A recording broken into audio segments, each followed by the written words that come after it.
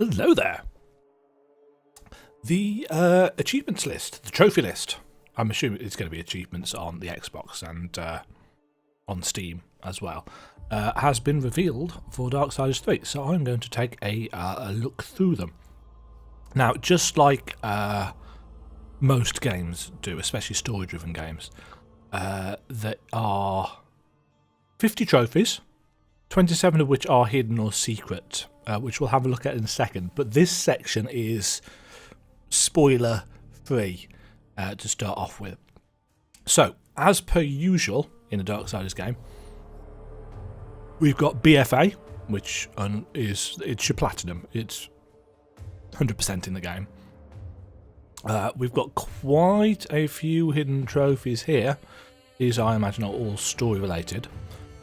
Enhance, upgrade, and enhancement. Enhancements are the things that we slot into weapons, from what I've gathered.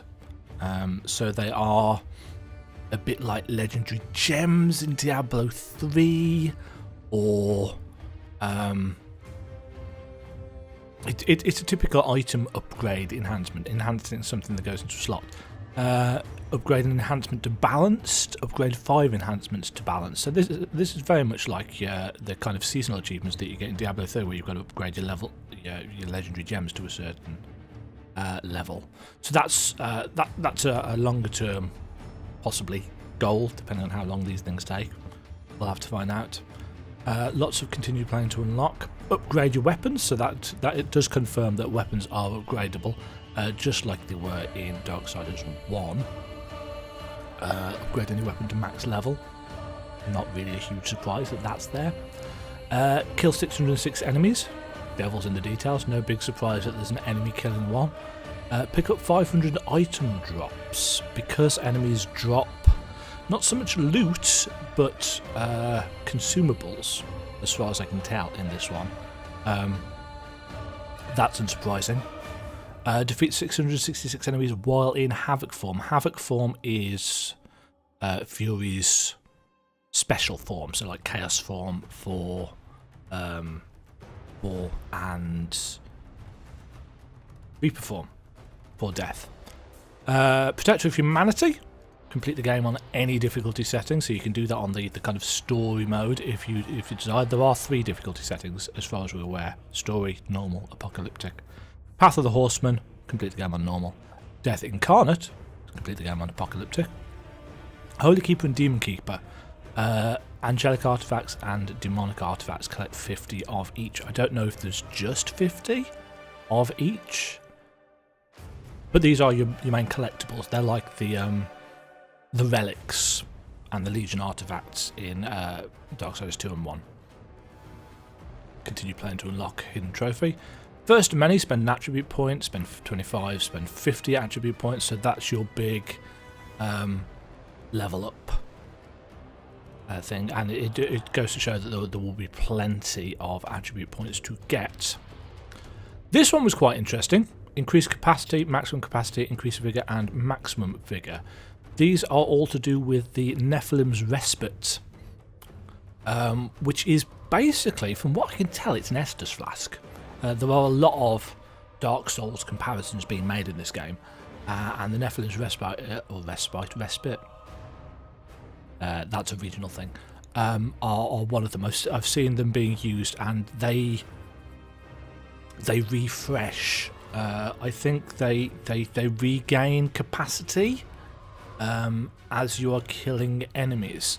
So, whereas in Darksiders 1 and 2, if you killed enemies and green souls showered off them, they would heal you straight away. I think the green souls recharge your Estus flask, basically. So I think you start off with 2. Almost all of the footage I've seen shows them with 2, which means that you might get up to 6.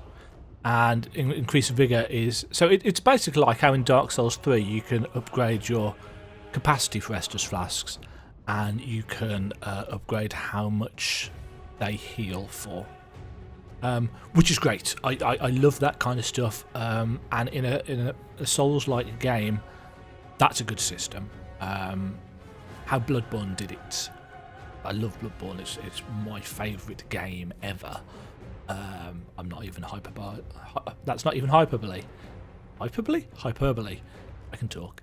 I love Bloodborne, but I hated vial farming. So having a set capacity for healing is great. And you can still get, I think, life shards, healing shards, to heal you up as and when you need to. More hidden trophies. Shock Horror, Soul Harvester and Soul Reaper, collecting souls. 100,000, 1 million souls. So that is, or those are, the basic unlockable achievements, the non-hidden achievements. So, let's now take a look at the spoiler warning. And admittedly, some of these aren't going to be particularly surprising, the secrets. So, Green with Envy, defeat Envy. Thrown Potato, which is a great name, defeat Sloth. All That Glitters, I noticed they've gone with Avarice rather than Greed. It's the same thing. It's the same sin. But yeah, defeat Avarice is the full name for that. Defeat Lust, Delusions of Grandeur, Eat Your Heart Out, Gluttony. Actually, can we tell anything from the... Yeah, you can just about tell what's what in... Oh, I think actually, I theorised in my reaction to the Apocalypse Countdown trailer that Lust would be a giant tentacle monster, and that looks surprisingly like a giant tentacle monster. Defeat Gluttony, defeat Wrath, defeat Pride. Pride is the angel woman that we saw, and actually that face there looks a lot like the face that was carved into that angelic structure that we saw in the trailer. So maybe that's where you go for the Pride boss fight. We'll find out. Defeat the Final Sin. 1, 2, 3, 4, 5, 6, 7. But there are only 7 sins. So defeat the Final Sin. Is that a separate one, or is that a trophy that you get for killing all 7? And you just get that when you've defeated the final of the 7. Everybody wants to rule the world. Fight fire with fire, get the Flame Hollow. I want a rock, collect the Force Hollow. So flame and it is kind of earth. Now, these are 2 that we didn't know. Storm Hollow. I got that from the previous trailer. That's the lightning one. And the final one that we're missing is the Stasis Hollow, Freeze Frame. So we've got fire, earth, water, and air. Had a push, but we've got lightning. Stasis, I imagine, is actually going to be a kind of stop time kind of thing. Enhancements we've already looked at. Right, helping hand save a human. I saw in one piece of footage that Fury takes out her amulet and sucks in a human into it. So I'm guessing that's what this is, saving them, maybe. Save 5, save 10, save 15, save 20. 5's a crowdsource, community outreach, humanitarian. I'm guessing there's probably only 20 in the game, I would think. Upgrade a weapon, upgrade it to max, kills enemies, item drops, with the game on any difficulty. We've seen these, we've seen these, we've seen these. Collect an essence of a chosen. Of a chosen. Now the chosen in Darksiders 1 were the bosses of the dungeons that we had to go and kill in order to satiate Samael. There was Silitha, the spider boss. There was what do we have? Tiamat, the bat in the Twilight Cathedral. We've got the Griever in the Hollows, and we had got the Stygian, the Ashworm in the Ashlands. So those 4 we know survive until war goes back to Earth. So this is another of the Chosen. Wonder who that's going to be. We don't know. We've got no indication of that, and that icon doesn't really help us out either. Attribute points. Spending. Vespit we've already seen. Right, Demon Meddler, meet Abraxas. Secret. Abraxas is one of those names that you come across in fantasy games and writing. I won't say a huge amount, but a reasonable amount. Is often a demon. The actual name comes from Abraxas, which is Gnostic mysticism, which is a kind of a Jewish mystical offshoot, I suppose. I don't know a huge amount about it. But yeah, I'm wondering. We just need to meet them. I don't know whether it's a he or she or of indeterminate gender or genderless. But meet Abraxas. Unshakable Fortitude. Collect 30 slivers of adamantine. Collect 30 fragments of adamantine. Collect 30 pieces of adamantine. Collect 3 chunks of adamantine. I am guessing that these are our upgrade materials for our weapon. Just like in Dark Souls you'd get... I can't even remember what they're called. But you get upgrade materials. So in Bloodborne it's Bloodstone shards.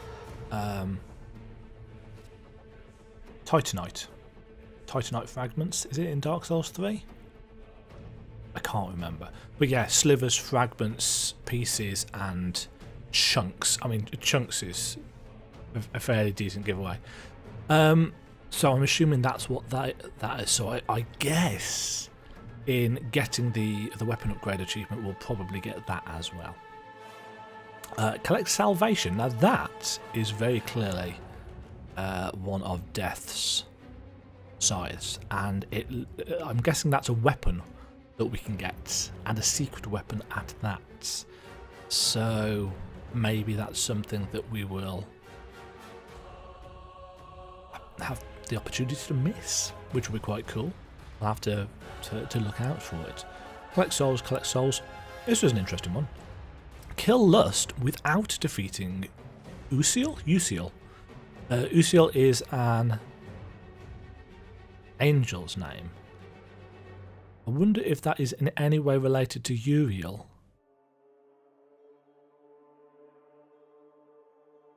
Quite probably. And defeat the Kraken. Love tap. So when they were saying that there are multiple bosses that aren't sins, I'm guessing that the Kraken is one of them. And then receive the Lord of the Hollow's final gift, which is again a secret. The parting gift. So 50 achievements gives a lot to work on. Obviously the game is going to require... I imagine you could do this all in one run through, unless they lock off the apocalyptic difficulty to start off with, but I don't think they will. I think they'll let you go onto apocalyptic straight away, and I'm sure a lot of people will enjoy the challenge of that. But those are the secrets. I found this information on True Trophies. There are 2 or 3 things, sites that have got this information now linked up from Twitter, so you can go and check them out to your heart's content. But all in all, they look like a pretty decent set of achievements to get. Some boss killing ones, some upgrade killing ones, and it does, for me, get me quite excited, because they really do seem to be following the Souls-like model of upgrades and systems and stuff like that, and I really like that kind of thing. They are some of my, well, Dark Souls 3 and Bloodborne are some of my favourite games. Don't much care for Dark Souls 1 and 2, and I've not played Demon Souls. But I love the systems, and they do remind me very much of Metroid, basically. Metroid and Super Metroid, of exploration and diving down and exploring an underworld.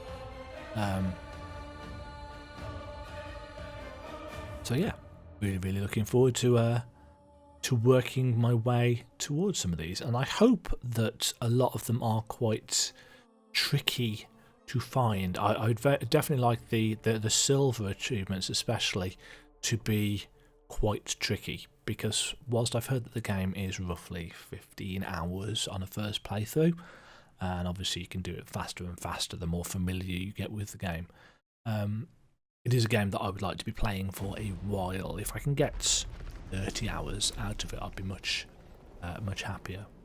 So fingers crossed that this will do that.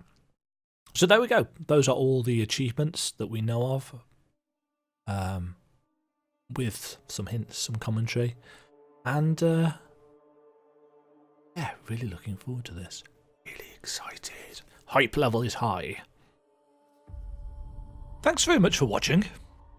If you enjoyed the video, hit the thumbs up and consider subscribing. Remember to ring the bell to be notified when new videos go live. And until next time, toodle pip.